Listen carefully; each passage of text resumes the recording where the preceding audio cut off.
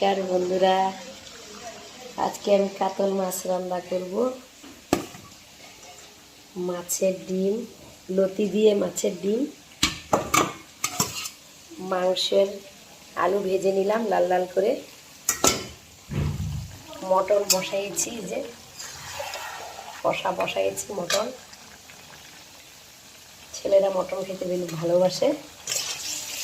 এটা হলো মাছের আলু, মাছ আমি আর মা খাবো।